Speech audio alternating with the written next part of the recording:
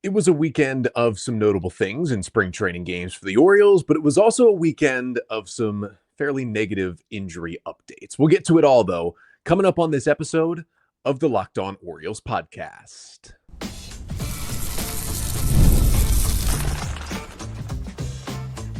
You are Locked On Orioles, your daily Baltimore Orioles podcast. Part of the Locked On Podcast Network, your team every day. Hey there, Orioles fans. Today is Monday, March 10th, 2025, and welcome back into the Locked On Orioles podcast, part of the Locked On Podcast Network, your team every day. As always, I'm your host, Connor Newcomb, and coming up on today's episode, we're going to run through some spring training notes, including some further updates on Grayson Rodriguez and Andrew Kittredge, why neither of them are going to be ready for opening day. We'll talk about Tomoyuki Sugano continuing to pitch well, Coby Mayo looking a little bit better, some interesting play from Luis Vasquez, maybe trying to push his way onto the roster, and much, much more. And it's all coming up on this episode of the Locked On Orioles podcast, which is brought to you by FanDuel. Right now, new customers can get $200 in bonus bets when your first $5 bet wins. Now, Orioles weekend in spring training. Let's get the bad stuff out of the way. I'm going to go into some of this stuff in more detail actually on tomorrow's episode, so make sure to stick around, subscribe wherever you listen, leave a 5-star rating and a review, like, comment, and subscribe to the Locked On Orioles YouTube channel as well. We'll have a further breakdown tomorrow on what exactly the Orioles are going to do with their pitching staff, now that we know, and we found out this weekend, that both Andrew Kittredge and Grayson Rodriguez will be starting the season on the injured list. Now, we talked about these things back on Friday's episode. Go and check that one out if you have not already. But that's when we knew something was wrong with both of them, but we just did not know the severity of either injury. Back on Friday for Grayson Rodriguez, we'll start with him. We knew that there was a sluggish start on Wednesday where his velo was way down. Like, he threw a fastball at 89.5 miles an hour. This is a guy who's generally sitting 95, 96 with his fastball, so that wasn't a good sign. He came out of the start and basically just said, hey, I felt sluggish, didn't feel like myself today, nothing to worry about. Then the next day, Grayson says, okay, my tricep is sore. It's like, well, that's not good. That's an arm injury, but it's not a forearm, it's not an elbow, it's not a shoulder, so you're still feeling okay. And then we hear a little later from Brandon Hyde that, okay, actually the tricep soreness has gone down to the back of his elbow. Hyde did say, but it is not any ligament damage. It is just the tricep in the back of the elbow, but you're starting to get a little more worried. And then we get the more official announcement from Brandon Hyde and the Orioles over the weekend that after Grayson got his tests on Thursday and Friday, he has right elbow inflammation. Now, I don't think we still have clarity on if it's still the case that it's not the ligament. That seems to be where the Orioles are pointing towards at this point, which is very good news. You hear elbow inflammation, but they're saying not the ligament. That's basically best case scenario for elbow inflammation, because the ligament is what's the UCL in there, and anything happens to that generally leads to Tommy John surgery. Now, the good news is the timeline that the Orioles have already given. Now, it is elbow inflammation. Grayson Rodriguez received a cortisone shot in that right elbow over the weekend, and the Orioles have said he will be shut down for 7 to 10 days, which is really nothing for a pitcher with an elbow injury. And then the hope is after 7 to 10 days, he would resume a throwing program. So best case scenario, I think they gave it to us on March 9th, so he shut down until March 19th. Well, I guess a little earlier than that, but 7 to 10 days, pitcher injuries, you take the long side of it. So 10 days, and then March 19th, he begins a throwing program. Now, opening day is March 27th, and that's why the Orioles have told us Grayson Rodriguez is going to start the year on the injured list. He is not going to be ready for opening day, and we know that. But he's already made a handful of spring starts. It's not like if you shut him down for a couple of weeks, he has to completely restart his ramp-up program. But you would hope that he gets it going again. He gets into some AAA rehab games or extended spring training or whatever it may be. And Grayson could be pitching for the Orioles at some point in April. I think that is totally a possibility right here. I do not think, because it's not the ligament stuff, this has to be any long-term damage. Really, the issue is going to be what he feels like and what it looks like after he starts to throw again. He gets shut down for 10 days. Basically, in 2 weeks, he starts to throw again. What does he feel like? What does it look like in there? That's really when we're going to have, I think, further information about this. So what we know is shut down for 10 days, going to throw after that, and will not be ready for opening day. It's elbow inflammation. It's not the UCL, but it's soreness back there. That's what we know right now. We'll talk about on tomorrow's episode, okay, what do the Orioles do with the rotation, both for opening day and moving forward? The news is progressively getting worse. It's not the worst news we could have gotten, but it certainly has you on pins and needles because Grayson Rodriguez, this is kind of the year for him to step up and maybe be the Orioles' number one, a guy who has struggled with injuries over the past 3+ seasons, and his 2025 is starting with one again. Overall, not good news, also not as bad a news as it could have been after he got his test done over the weekend. So basically, we just kind of wait for these 7 to 10 days and then wait for him to throw again. That's probably going to happen while spring training's still going on. That's really when we're going to get the full scoop on what's going on. Now, it's not just Grayson Rodriguez who got bad injury news. It is also Andrew Kittredge, the veteran 34-year-old reliever who the Orioles signed to a 1-year, $10 million deal this offseason after a really good run with the Rays and the Cardinals and then hitting free agency. Kittredge comes in, was supposed to be a reliable 7th, 8th inning guy for this Orioles pen like he's been in Tampa and St. Louis the last couple of years.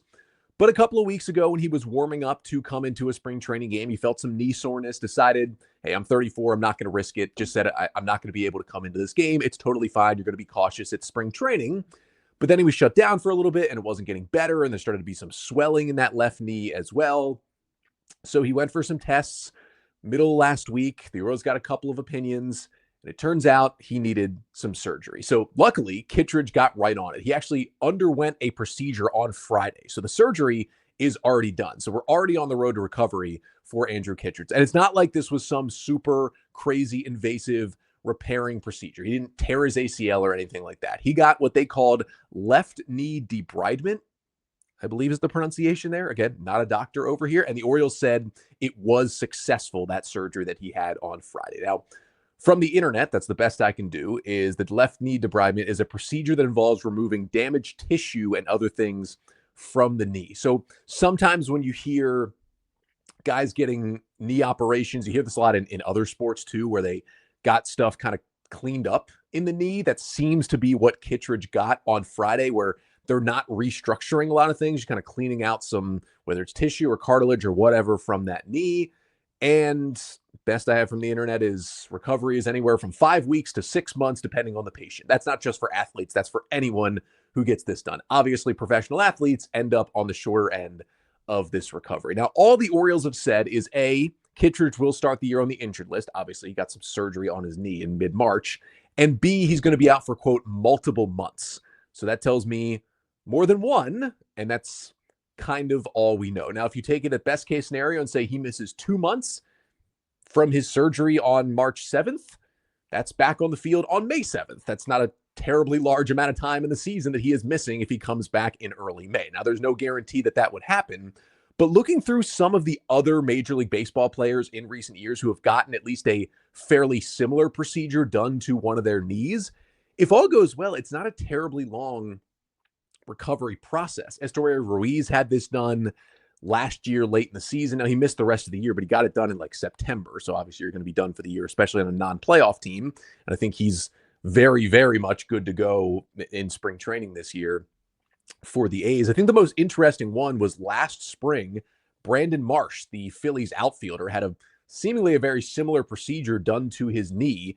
And he got it done early. It was actually done before he even reported to spring training. It was February 9th of last year. Marsh got this similar surgery, and he was ready for opening day. Opening day was March 28th for the Phillies last year. He got the surgery on February 9th. So you're looking at less than 2 months for him to come back, and he was good to go. I think played in some spring training games and got on the field for opening day. Now, the difference is here, Marsh is a position player, and he is 26. Kittredge is a pitcher and will turn 35 in a couple of weeks now. So that is the big difference here that, to me, would extend Kittredge's timeline beyond Marsh's. But even at that point, like, let's say it's somewhere in between 2 and 3 months. And it's good that it's happening not during the season, but we're still at, he got the surgery March 7th. He got the surgery still 3 weeks out from opening day. So most of the first month of that time you miss is not even time you're missing from the actual season. So again, even if he has to miss all of April and parts of May, say it takes him 2.5 months to get back, you're still looking at Kittredge being back in the Oriole bullpen before June. And at that point, like, hey, if you can get 4 good months still plus out of Andrew Kittredge, yeah, you'd rather have 6 months. You'd rather have this guy who you signed be in your bullpen the entire year. But the Orioles have shown they've been able to build a bullpen when things have gone wrong. And for Kittredge, it's just about making sure he is healthy to get back. I don't think this is the end of the world. This wasn't anything terribly reconstructive, it seems like, in his knee. And so hoping sometime in May, the Orioles can get Andrew Kittredge back on the mound. And again, we'll have the further updates as we go along. And on tomorrow's episode, looking more into what do the O's do in the bullpen now that they know one of their locks for the back end of the games will be on the injured list to begin the season. Now, we do have a couple of positive injury updates to get to before we move on. Number one is Gunnar Henderson. He is still getting treatment. We still don't really know about his status for opening day, but Brandon Hyde did say that Jackson Holliday and Jordan Westberg will both continue to get more reps at shortstop this spring for the Orioles, preparing for the situation in which Henderson does have to start the year on the injured list and somebody else has to play shortstop, but it seems like he is at least progressing. Jordan Westberg returned to the lineup on Thursday. We talked about that on Friday's episode. Westberg played in the first spring training game. Then he had some back soreness because of his bed in his Airbnb. He got that all straightened out, got himself a mattress topper. He played Thursday, took the day off Friday, played again on Saturday, started at second base, then took the day off on Sunday. So hopefully he will be back in the lineup again on Monday. And then once you start seeing him playing some back-to-backs, that is when we feel like, okay, he's good. Breathe a sigh of relief. And at this point, you know, he's playing in games again, March 6th and 8th. Like, unless he has some sort of setback, Westberg's going to be good for opening day. That was a little bit of a scare with the back issue, but see, he seems to be all good. And then Tyler O'Neill, I saw everyone in the comments section flip out about Tyler O'Neill having little ribcage soreness. He basically took 2 days off. He was back in the lineup and playing left field on Sunday. He is fine. Again, I touched on it briefly on Friday's episode. He was going to take a couple of days off. The Orioles weren't concerned at all. Even Tyler O'Neill, who's been injury prone his entire career, and I get it. I talked about it, right? Like, you're going to be concerned when Tyler O'Neill has anything come up. But no one was really concerned among the Orioles, and he was back in there, had 3 at-bats, played most of the game on Sunday. Like, he seems at this point good to go. Don't need to worry about replacing him for opening day. He should be fine. So that's at least some good news we have moving forward. And some other good news is that Félix Bautista, recovering from injury, continues to pitch. Didn't go as well as he wanted over the weekend, results-wise, but he continues to pitch. And we get to that coming up next with our pitcher notes from the weekend. That is after this. First, this episode of the Locked On Orioles podcast is brought to you by FanDuel. March Madness, it is here, and FanDuel is giving you the chance to get in on the action like never before. Right now, new customers can get $200 in bonus bets when your first $5 bet wins. That is 200 extra bucks to use on everything from buzzer beaters to Cinderella stories, and even who is cutting down the nets. Now, I love March Madness, personally, men's side, women's side, conference tournaments, NCAA tournament, whatever it may be. I'm consuming it all for the next month, basically. And there's some underdogs that I am really liking in the tournament. On Sunday, we just saw Drake win Arch Madness. They are 30-3. They've beaten some big-time programs this year. Watch out for Drake. 2024 was not a good year for Drake. So far, even in 2025, Drake has taken a lot of shots. This is Drake punching back in the NCAA tournament this year. And the FanDuel app is easy to use. And if you win betting on Drake, you get paid instantly. There's no waiting around. So visit FanDuel.com and get in on the college hoops action all tournament long. So we move on our spring training notes episode to talk about the pitchers, what we saw from the weekend. The Orioles played 4 spring training games over the weekend. Friday night against the Tigers had StatCast, and there was a broadcast via the Tigers on Friday. Saturday, we had neither. No StatCast, no broadcast. Orioles played the Rays at Ed Smith Stadium. And then the O's had split squad on Sunday. What that means is they play 2 games in one day. They literally split the spring training roster down the middle, and half goes one place, half goes the other place. Orioles had home against the Twins, where there was no StatCast, no broadcast. And then on the road against the Phillies, that was StatCast and a broadcast. So 2 out of 4, not bad from the weekend. And we also got some reports from the beat writers about the home games that we weren't able to see as much from. So kind of going to run through the big points from the weekend. And that starts with Félix Bautista on the pitching notes, because he did pitch in Friday's game. It was his second spring training appearance, had appeared last Monday for the first time against the Red Sox after throwing 2 live BPs on the backfields. Felix's fastball command was kind of erratic. His fastball velocity was around 95, not the usual 99 that we are used to, but he did get up to 97 miles an hour, and it still has that crazy ride despite it being a sinker. It's kind of a unicorn pitch that Félix throws, and that's what makes him so good when he is healthy. Of course, Bautista still coming back from the Tommy John surgery he got back in October of 2023, and the Orioles still not fully committed to saying that he will be ready for opening day, but he's certainly making his steps that way. Now, gotten some different messaging. So Brandon Hyde said at one point a couple of weeks ago that he likes his relievers to get to 7 appearances in spring for them to be ready for opening day. And he doesn't care if they are game outings or backfield outings. Bautista has only had 2 game outings, but he also had 2 backfield outings that Hyde said counted towards that 7. So really, he's at 4 out of 7 as we enter March 10th, which puts him on track to be good for opening day. But as some of the beat writers have been talking about it this weekend, they were saying, hey, Hyde likes him to get to 7, and he's only pitched twice. So I'm not sure where Hyde and the Orioles fall in here. And it still makes me question, will he really be ready for opening day? I still think it's a possibility he just quickly starts the season on the 15-day IL and then is immediately ready after that so they can fully build him up. But we shall see. The good parts of Friday was like the splitter looked really good. The command on that pitch was much better than the fastball. He was a bit erratic. He was still knocking the rust off. Like, that's what's going to happen when you're coming back from this kind of injury and trying to get back into the game flow. You haven't pitched in games since August of 2023. But most importantly, just like after that first game outing on Monday, he felt good after the outing, even if the results weren't as good at spring training. It really doesn't matter that much. He felt good. He felt healthy. He's looking forward to pitching again in a game for the Orioles this week. And that continues to be good news for Félix Bautista. Dean Kramer started that game Friday night. He gave up 3 home runs. That's kind of his usual issue. We know that for Dean, when he gets in trouble, it is the long ball that gets him in trouble.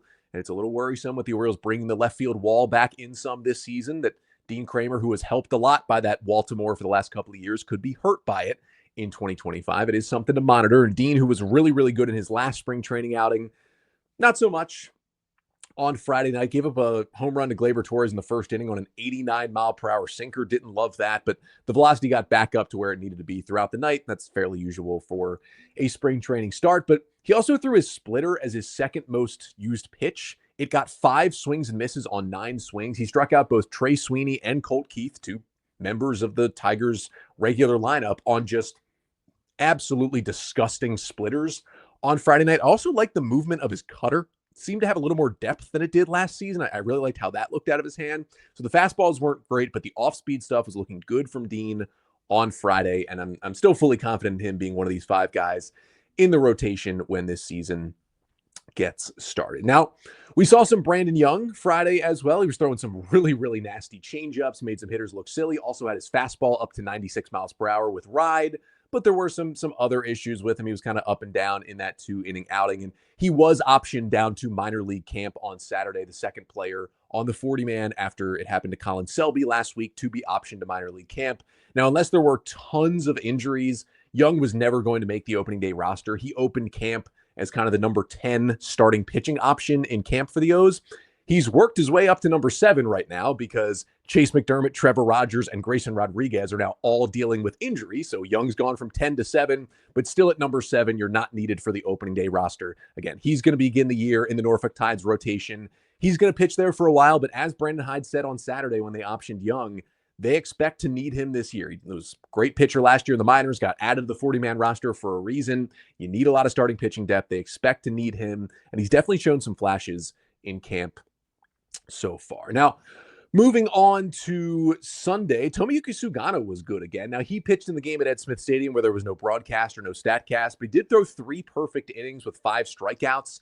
Fastball, according to the beat writers, was 92 to 93. That's kind of basically what he was used to throwing in Japan last year. So he's kind of built himself fairly up all the way and is now not allowed a run in 7 innings pitched over 3 outings at Orioles spring training so far. Again, the spring results really don't matter much, but he's throwing strikes and he's working in all his stuff and he's getting used to facing major league hitters over here in the States. And it seems like, him and Charlie Morton, like Morton's pitched well over the weekend too. Like the two of them they're the veterans that brought in to kind of be the, number 4 and 5 starters in this rotation to begin the year. And well, they're kind of bumped to 3 and 4 now with Grayson Rodriguez injured at least early. And a lot of fans have been down on those 2 additions. But if you're just looking at overall makeup and some results and some pitchability and health and everything. Like they've kind of been the Orioles' two best starters so far in spring have been Morton and Sugano. So, hopefully that can continue into the regular season. In the other game, the split squad game against the Phillies that was broadcasted and had StatCast, Thaddeus Ward got the start in that game. Ward, who a pitcher, right-handed pitcher who the Orioles claimed off waivers from the Nationals early this offseason. He is a non-roster invitee because they did take him off the 40-man roster. But it looks like the O's are kind of building him back up into a starter. He had been a reliever a couple of years ago with the Nats when he was a Rule 5 pick. Then they sent him back to AAA to be a starter again in 2024, where he had some good stuff, but some really, really rough numbers. I think the Orioles see him as a reliever long-term if he's going to help the O's. But with the injuries the O's have had to their rotation, like Roansy Contreras is being built back into a starter, and I think they're building Thaddeus Ward into a starter as well, just in case they need it, even if not for the big leagues, just to have him maybe in the Norfolk rotation to begin the year. Because, again, if McDermott and Rogers are both going to start the year on the injured list, and now Povich, we'll talk about this more tomorrow, but probably has an opening to be on the big league roster instead of in Norfolk, the Tides just lost 3 of their starters that they thought they'd begin the year with. There's not a great chance Roansy Contreras ends up in Norfolk because it would have to pass through waivers, and he's been waived like 50 times this offseason, been claimed by somebody every single time. So the Orioles probably think it's going to happen again. So you look down in Norfolk and you're like, all right, we have Brandon Young and that starting rotation right now in Norfolk. So Thaddeus Ward, that's probably where he'll begin in the Tides rotation. But you can see the stuff that he threw on Sunday, and you can see why the Orioles went and got this guy. Like it's a cutter at 89 with some good movement. It's a sinker with a lot of run. That pitch is 93 to 94. And then this sweeper is absurd, like 82 miles an hour. It's got 20 inches of horizontal movement on average. The leader of all sweepers in the big leagues last year was Red Sox righty Greg Weissert, who had 20.3 inches of horizontal movement on average. That's what Ward is throwing. Ward threw a sweeper that broke 23 inches, almost 2 feet from right to left. That is absurd. In that start on Sunday, he threw a changeup to strike out Bryce Harper. It was his only changeup he threw. He pitched 3 innings on Sunday and threw 54 pitches and threw one single changeup. It was a 1-2 pitch that he got Bryce Harper to swing and miss on to end the first inning. The changeup had 20 inches of horizontal movement the other way. It was basically a screwball. There's some videos of it online. You can go back and watch it. Like, it was a ridiculous pitch. He's got some crazy stuff. I kind of didn't understand the Orioles waiver claim when they went and got him, but now I've seen it the couple of times I've watched him pitch in spring training so far. Again, he'll begin the year in Norfolk, but once the rotations in Norfolk and Baltimore get healthy and the Orioles have the chance to maybe move Ward back into the Tides bullpen later this year, that's when I'm going to get really excited about him maybe being a major league piece at some point, because the command's not all there and he hasn't quite figured out what the right mix is for his stuff, but he's working on it. The Orioles are clearly working with him, and he's one of those guys like Levi Stout, who has really impressed me at times this spring. Thaddeus Ward is another one that stuff has really, really impressed me. We'll see if the Orioles can help him kind of put it all together as we get into this 2025 season. But that'll do it for the pitcher notes. But we got some hitter notes as well to finish off the pod with. That's coming up next.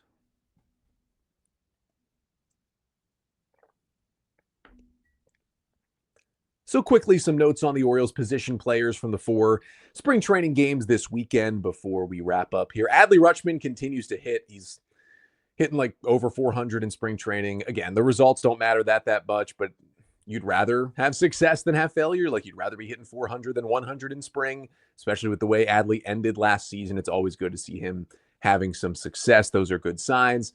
Samuel Basallo just did some more cool stuff on Friday night, had a 3-run triple in the first inning against Cater Montero, who's one of the Tigers starting pitchers. In the first inning on Friday night, came up with the bases loaded and 2 outs, got a hanging slider at the knees and just roped it down the right field line into the corner, got into third base on a 3-run triple. Again, we know Basallo's 20, still has things to work on defensively, still has to be a little more polished as a hitter. But at the plate, like facing these legitimate big league pitchers like Cater Montero, like he was a starter in the Tigers rotation down the stretch in 2024, a team that went to the playoffs. Like, that is a legitimate big league starting pitcher. And Basallo just jumped on a first pitch slider and roped it down the line. Like, he's done that. Again, some of his big hits this spring have been against more AAA style pitchers, but he's done it against major leaguers too. And I'm not saying put Samuel Basallo on the opening day roster. There's still some work to be done. He's 20 years old, but the bat is absolutely going to be ready at some point in 2025. And that's why I think when he gets called up later this year, it's going to be as like a DH September call up to not really play defense much. but he's going to work on the catching defense, and it's getting better and better. And every time I watch him swing, I get more excited about what Samuel Basallo is going to be when he gets to the big leagues. Now, it's kind of been the flip side for the other Orioles top prospect, and Coby Mayo hasn't had a great swing so far, been beating the ball into the ground a lot. It's just not what we usually see from Mayo. He did have a nice day on Sunday. That was a really good sign for him. He's starting to pick it up a little bit over the past few days. Mayo had 2 hard hit balls in the game Sunday. One went for a RBI sac fly. One went for a double, kind of went out and got a slider and roped it down the line for a double. That was really nice to see. He also started 2 really smooth double plays on ground balls to third base, made another nice play coming in on a soft grounder at third to throw a guy out at first base. I mean, that's the big question with Mayo, besides the swing and miss, is like, can he stick defensively at third base in the major leagues? It was just an all-around, I mean, by far the best day of spring training so far for Coby Mayo was in Clearwater on Sunday. That's a great sign for him. Still don't know what it means for his ability to make the opening day roster. If the Orioles are healthy, I just don't think there's a way. If, Gunnar Henderson has to start the year on the IL, there's certainly an opening there for Mayo.